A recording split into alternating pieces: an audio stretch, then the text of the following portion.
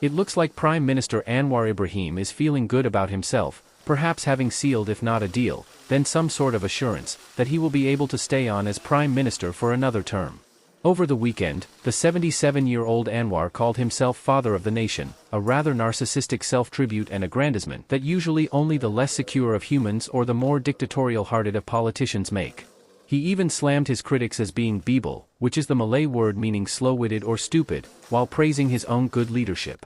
When people make statements, we welcome those with good intentions.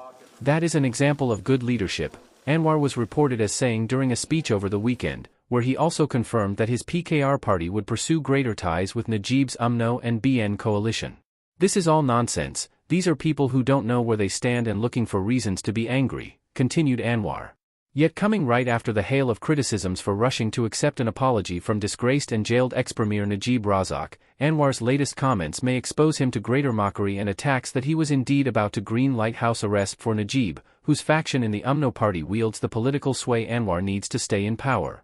More shockingly, Anwar also suggested there were others who stole more money than Najib, whose unreserved apology was actually a non-apology as he stopped short of admitting guilt, only distancing himself from blame. "I am the Prime Minister, I am the father of the nation," said Anwar, who swept to power as the country's 10th Prime Minister in 2022. When they attack, they are only attacking one person. It's not fair to attack only one person. The ones who attack have robbed more than that, added Anwar, without naming who the ones could be. House detention a sure thing. But no 1MDB trial as well? While the increasingly temperamental Anwar may have just dug another hole to bury himself in, whatever the public reaction is won't stop him from releasing Najib from the Spartan Kajang prison into house arrest or detention at one of the corrupt ex-leader's luxurious homes, if that's what it will take for Anwar to stay on as PM, say pundits. Already many political watchers are concerned the whitewashing of Najib's many corruption crimes and political rehabilitation may come as early as this week. The High Court is due to announce on Wednesday its decision on a much bigger case related to the worldwide 1MDB corruption debacle, where Najib has been charged for money laundering and corruption. It may either acquit Najib or ask for his defense over 25 charges related to 1MDB's stolen 2.27 billion ringgit in funds. Anwar's sharp loss in credibility since taking power in 2022 has been stunning. One of the key reasons is of course his government releasing Zahid Hamidi from all 47 corruption charges via a DNAA, which is dismissal or discharge without amounting to an acquittal.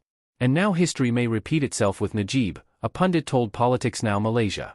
As it is, house arrest already looks a sure thing for Najib. But who knows, maybe Najib won't even be required to enter his defense for the 1MDB trial this week.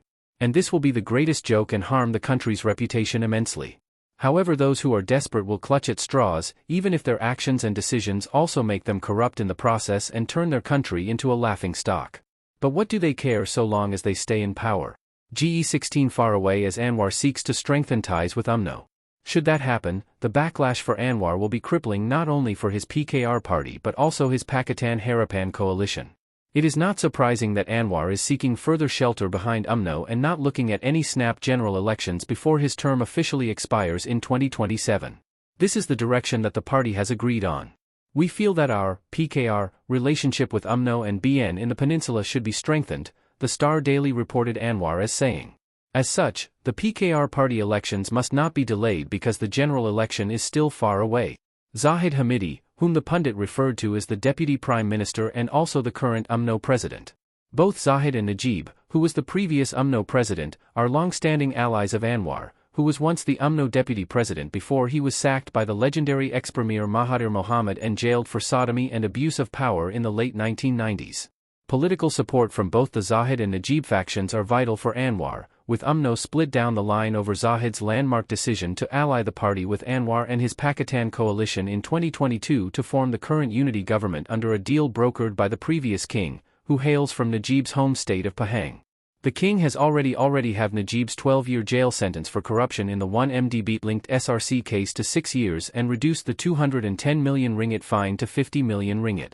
Najib's supporters claim the king had also decreed Najib, who is due to be freed in 2028, be allowed to spend the remainder of his jail term under house detention.